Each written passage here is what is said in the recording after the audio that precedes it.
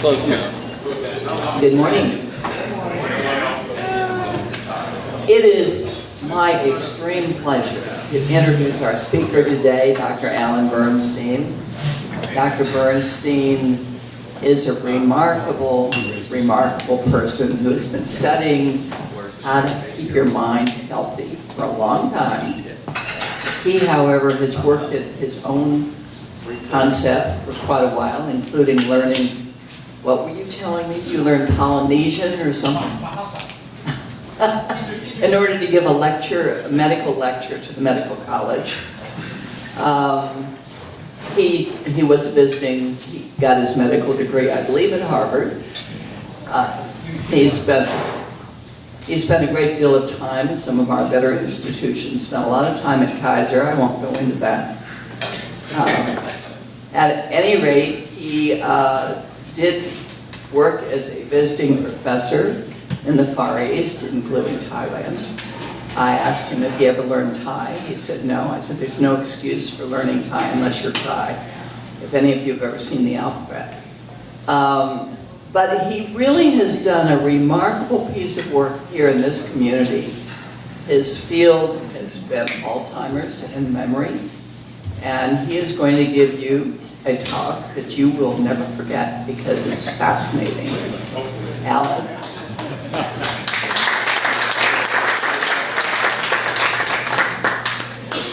Thank you, Gail.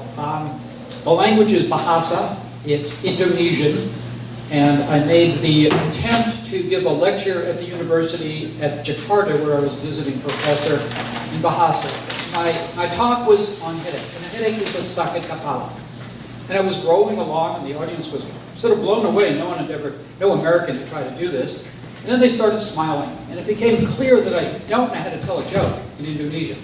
So clearly my translation was off. And the sakit kepala became the sakit kalapa. Close? One's a headache, and one's a rotten coconut. At that point, the audience loved it, but I felt I'd better switch back to English. I want to congratulate you as a group, Rotary in particular, for your work with polio. I spent time in Pakistan there, and the only chance I got to see active polio in children was in Pakistan, and I'm so glad I don't have to see it again. So I thank all of you for that. The other interesting note was on the cleft palates. And cleft palate, like we get into later memory, goes way back to healthy women during pregnancy. Folate acid deficiencies will give you cleft palates, and then give you spina bifida. And folic acid deficiencies and other vitamin deficiencies are quite common in developing countries.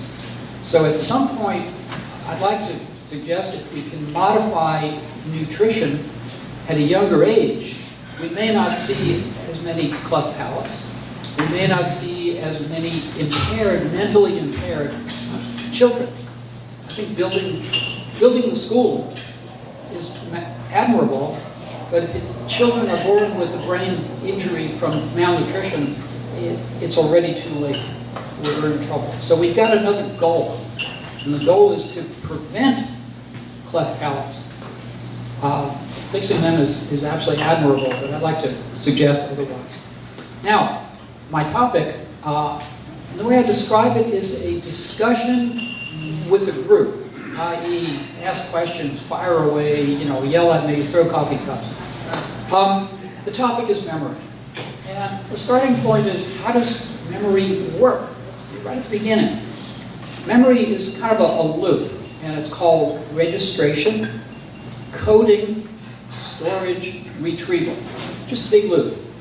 Registration says, we heard it, we saw it, we paid attention to it. So the first thing, if it doesn't register, it's not there. If we're too busy with our phones and our computers and we have multitasking and somebody says, could you do A? You never paid attention, it never happened. You didn't forget it, it never got in there. So the first part of all of this is registration. Registration includes having your hearing checked, having your eyes checked. Again, if doesn't get there, it's not there. Coding is another interesting characteristic. How do we code? We actually code information. And we code it during sleep. So sleep becomes a critical part of our memory. If we're sleep deprived, we've got sleep apnea, we don't code. The material floats through and disappears. Those of us who did all-nighters through college and graduate school and whatever got through the test, but 2 days later, we had no idea what we studied because we never actually had a chance to code it. It wasn't there. Storage, like our hard drive on our computer, if it's got glitches in the hard drive, if it's got little strokes, if it's got injuries, if you play football, you've got holes in your storage system. And so the material doesn't actually store. So we got a big trouble there. And then retrieval. Retrieval's great. All of us are 5 seconds late in getting the word out. Okay. I can look around the room and I can tell every single person here has something they were gonna say 2 minutes later. Oh, that's what, too late. It's gone by. That's okay. That's a really good full hard drive, and it's okay to be a little bit delayed. Don't panic over your delayed word recall. So how else does it work? Let's get another image of memory. Think about your memory circuits in some ways like a great big onion. Big onion, it's got concentric rings, goes around and around and around, and the inside is the old stuff. And the outside is the new stuff. And as you get older, like the onion, it gets a little papery. And the paper doesn't stick. Stuff on the onion doesn't stick as well as it used to. But worse than that, if you bang your head, if you get any kind of injury, it's the outside. So if you're in a car crash for a minute, you bang your head back and forth, and what happens is you don't know where you are, you don't know how you got there, but you know exactly what happened last week. So it's the new material that takes a beating. The new material's on the outside. People with degenerative diseases lose the recent stuff and they keep the old stuff. So they can tell you all about their high school days, but they can't tell you about last week. And that's just a function. So when we see people with a declining memory, like Alzheimer's disease, it declines from the outside in. As you see people with illness, they'll tell you all about growing up on a farm in Iowa, but they won't know where they are now. So, what are the factors that make memory decline? And how do we get around it? Well, some of it I can't change. Age, stuck with it. Genetics, kind of stuck with that too. But then we get into what I call the fixables. What are the fixables to your memory? One of them is blood pressure. Blood pressure is critical, and ironically, we all know about high blood pressure, but we don't think about low blood pressure. And there's a debate between the neurologist and the cardiologist. Cardiologists think it's never too low, right? The lower your heart, lower your blood pressure, the better you're going to be, the less work your heart is doing. Problem is, the lower your blood pressure, there's less blood in your brain.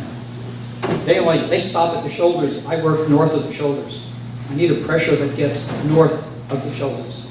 So if you stand up and you're getting dizzy, you're probably taking too much blood pressure medicine, or the blood pressure is getting low for other reasons. There's the ultimate cure for that, get you back to my roots, which is chicken soup. Chicken soup is salt and water, and it gets your blood pressure up. It feeds the brain. What else? What else makes a difference? Stress makes a difference in our memory. If we are under stress for various reasons, our attention doesn't focus, and we get inflammation. We actually get true inflammation in the brain when we're under stress. People talk about getting heart attacks, they get strokes, they get memory loss. Stress is a significant issue on people. People, the folks who are, the living in a monastery up on a mountaintop, no stress, they can live to 110. The rest of us are in trouble. There's too much stress out there. What else? I alluded earlier to trauma. Trauma is cumulative. Kids playing football is probably not a good idea. Kids playing soccer is not a good idea. There's a cumulative effect over time that interferes with brain function and prevents building new memories.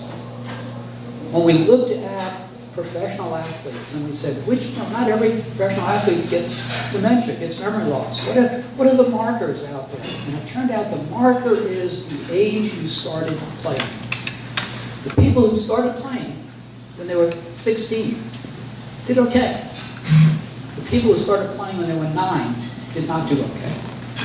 So there's a damage that occurs pre-puberty that resets the risk factor.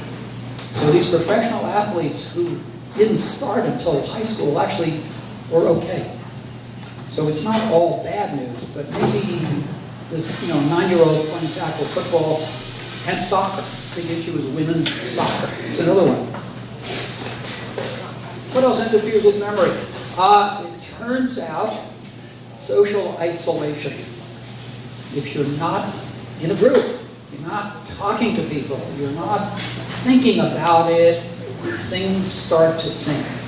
We're continuously making memories, we're losing parts of memory, and we want the equation to always be on the positive side.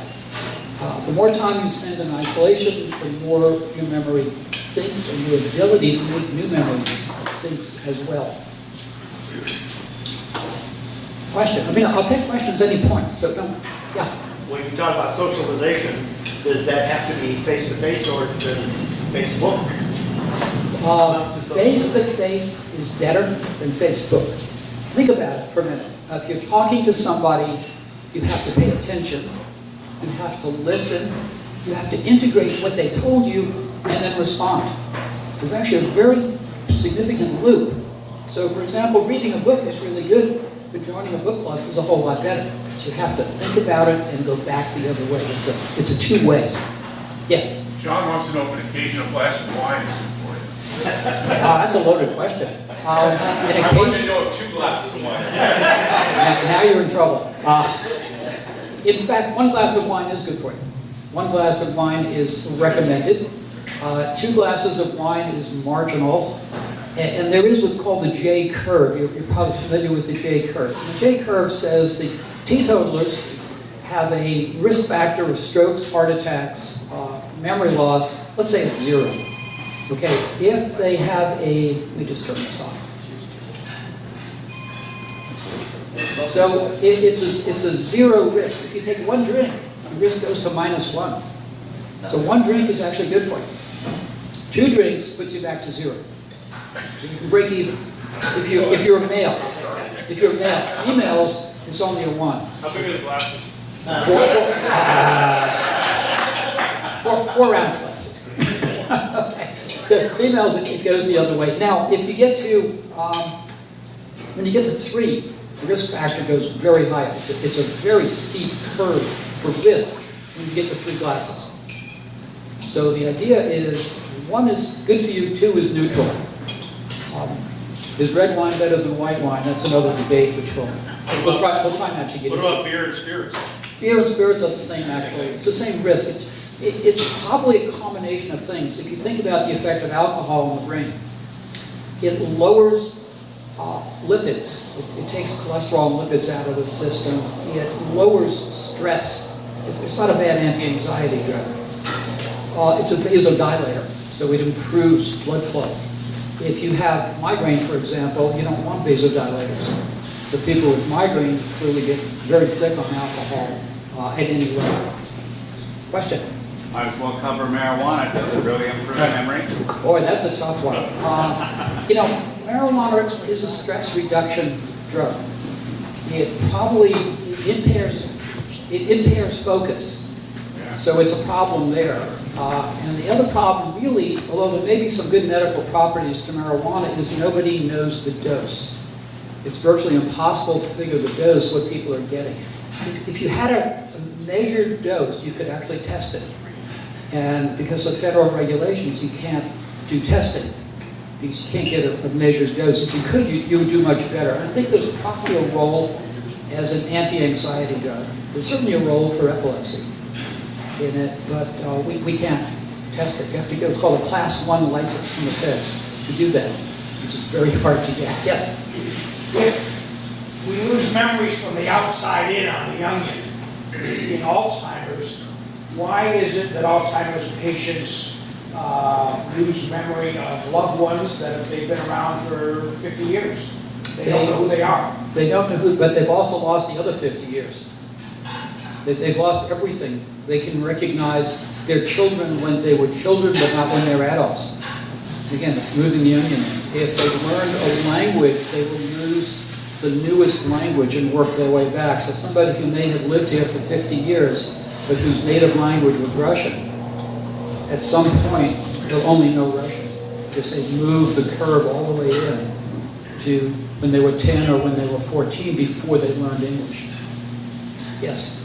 I've heard that when you remember something, you're actually remembering the last time you remembered it rather than the actual activity or incident. Yeah, that's true. You do remember the last time you saw it, but then you can connect back. Then you can keep on connecting the dots further backward. You know what's an incredibly good memory stimulus? Essentially is music. And what people don't appreciate is how good music is at stimulating memory and making memories. If I ask people about, you know, the Rolling Stones, you can tell me when you heard it, and if you went to a concert, you know exactly when you went, and exactly who you were with. If you've gone to any live music event, or even just, you know, Mary playing some old rock and roll, you go, oh yeah, that's my high school stuff, or that's, music builds a tremendous number of memories, and music is a great stimulus to remember things. So there's an interesting documentary out called Alive Inside. I don't know if anybody has seen it, but I highly recommend it. People who are in nursing homes, people who've been sort of shut in, not communicating for years, you put on a headset and you put on music from the time they were young, and they literally wake up and they start talking and they start dancing, and the music pulls back memories far more than anything else. So music is an incredibly underappreciated way to treat memory problems. Yeah, Laura. I have a couple questions. They say doing things like solitaire and crossword puzzles and so on and so forth is good for keeping your memory going. That's the first question. And the second question is, why is it that some, when they go into dementia or Alzheimer's, turn mean, and some turn, like my stepfather was a total jerk, and now he's like pretty mellow, unless something sets him off, and then he gets really agitated. Then, you know, like those set points are, you know, watching someone violent on TV or contradicting him. My mother passed away, and if he's asking for my mother, we just say she's not here, because if we say she passed away, then he goes nuts, more nuts. Okay, so why do people get mean or get nice? And it actually goes back to their underlying personalities. If they're always been a super nice person, they don't have to cover it up. They're always going to be nice. If they've been kind of, you know, on the edge, but have to cover it up because socially you've got to put on a good face, when you lose your ability to cover it, you get mean. So people who are nasty mean as they get demented probably are really good at covering it. But at some point they can't cover it. And yet there are the people who are just sweet as can be, and are always sweet as can be. And that's their baseline. Yeah. Selective memory. Oh, boy. Selective memory, what do I want to not remember? I mean, that's a big, you know, it's the PTSD stuff, you know. Do I not want to hear a gunshot if I've been in a war zone? Do I not want to, you know, look at, you know, physician, you don't want to see somebody with a knife sticking in them. I've seen that once, the person died, I may never want to do that again. But there is selective memory. You can remember certain things that's important, and some stuff you can intentionally, or, you know, not intentionally, but block out. Do we remember things that are important to us and forget things that just aren't particularly important as the Well, story we have to. I mean, think of the sheer volume of material coming at us. Could we ever really store all of that? No, we really can't. We have to kind of selectively hang on. I mean, I'm giving a talk coming up in a few weeks about using our senses to work on our memory. Taste, smell, sound, music, all of those are critical parts of making memories and connecting the dots. We don't think about how important it is eating a good meal. Think about any good meal. You know the company, you know who you were with, you know kind of what it was. There's a smell, there's a taste, there's an ambiance.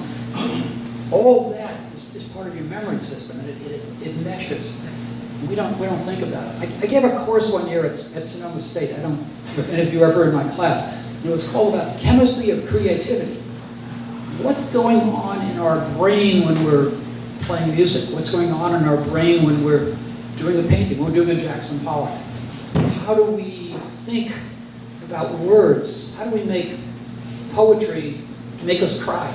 How do we do all that? What's going on?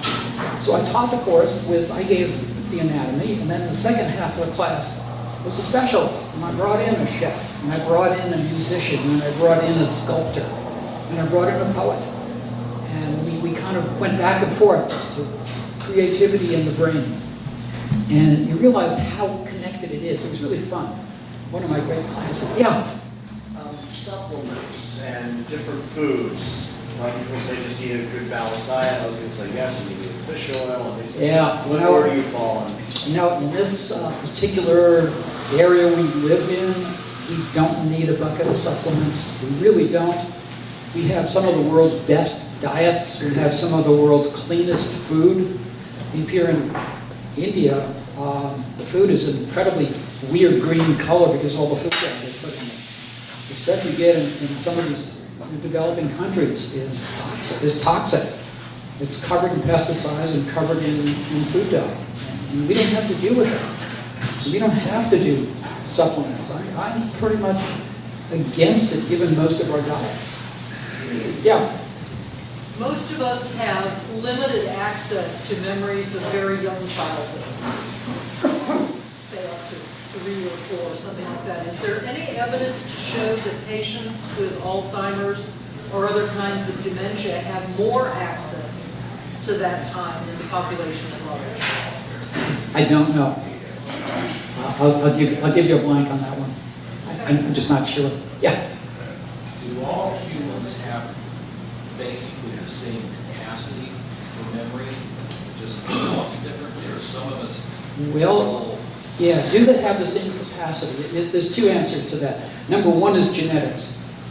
Clearly, and genetics even there is tricky. The smart people have smart kids. Smart people are better at raising kids. Smart people have better nutrition during pregnancy. Smart people give their kids appropriate stimulation. So it may not even be that. I mean, there's a part of the U.S., Southeast, where the diets are terrible. The smoking risk is very high. The nutrition in general and the prenatal care is terrible. And the number of impaired people is very high. Number of strokes, number of heart attacks, amount of dementia is, 50% higher in Alabama, Mississippi, and Georgia than it is California, Oregon, and Washington. And if you look at the diet, you've been down in Mississippi and ordered a meal and it comes deep fried no matter what it is. And you go, okay, this may be part of the problem. So, there is, but you can stimulate people. If you start with a good brain, start with a good nutrition of mom, good nutrition in the kid, and you give enough stimulus to the kid, every one of these kids can be aces. They really can. Clinton. I had an experience when I was 14 and 15. I had a friend in high school who was brilliant. She had photographic memory, and I learned that she had really split personality, is how it was described to me by a teacher. Basically, she had some, not physical, but she had, really been abused by a compulsive liar who was her dad, and it kind of separated herself into these two sides that were kind of at war with each other. And after I knew her a couple of years, we used to study, and she could memorize 30 pages of notes. She'd know what was on what page, what was on what line. I couldn't believe how well she did it. And then she had this, what was described to me as integrated experience, but she wasn't able to do photographic memory anymore. And kind of realized that she had been kind of fighting herself, and I didn't know what to make of that. But Yeah, I'm not sure on that either. Those are tricky. Let me move on to one real topic real quick, because we're going to run out of time, and that is research. How do we do research in memory? And research in memory requires people to recognize something is wrong. So all of us, if we're starting to slip, we'll know it. And we will know it long before our doc will know it, long before even our spouse will know it, because we can cover it up really well. But if you think you're slipping, I want to know about it, okay? Because we can start to identify early markers for Alzheimer's disease long before you get sick. The marker is amyloid, which builds up in the brain. And we identify it early, and we have research programs to prevent further buildup. We may stop the progression. So we may have amyloid, and it may be 5 years or 10 years till you get really sick, but it's a window of opportunity that we can actually look at. I left at the counter a sign-up sheet. Anybody is interested in learning more, thinks they might be interested, sign up, give me your phone number, we'll get back to you and talk about it. But we have research here in Sebastopol. We're running a big program now. Yeah. I read a book on the brain. It was a great book, and the one thing that always stuck with me is the only food that rebuilds synapses in the brain are blueberries. Good luck. You gotta eat more than blueberries. I know, but it was the only food that rebuilds synapses in the brain. No, you can build it with lots of food. You build it with a mixed. You build it with a mixed bag of food. You can't do it with one food. Well, I know. I'm getting kicked off here, but I'll be around to answer questions after. But if anybody's interested, there's a sign-up sheet. Please take advantage of it. Thank you. Thank you very much.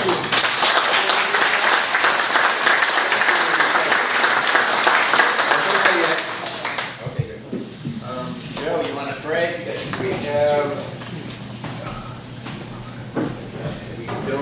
We're about to have a raffle drawing.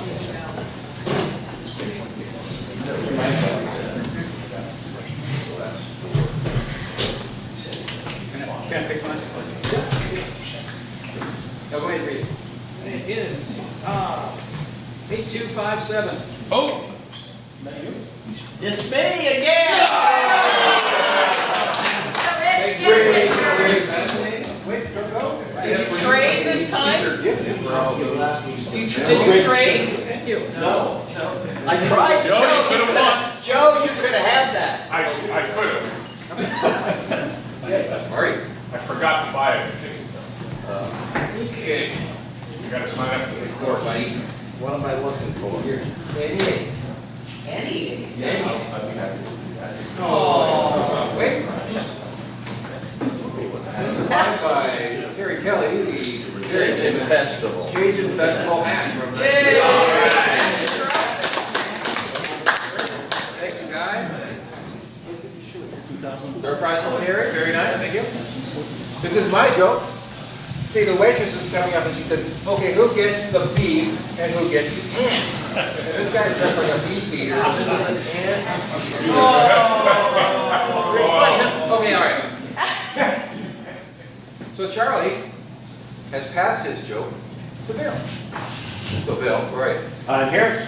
Hit us, man. So, this dyslexic guy walks into a bra. Walks into a bra. Speaking of bras, the termite walks in and says, "Is the bartender here?" "Is the bartender here?" The termite walks in. Speaking of dyslexics, what do you get when you cross a dyslexic, agnostic, insomniac?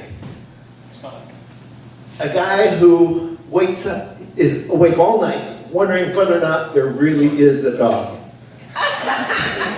Okay.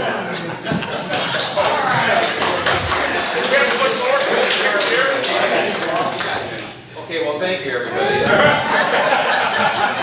I'm going to try and forget this one. So, happy trails, everybody.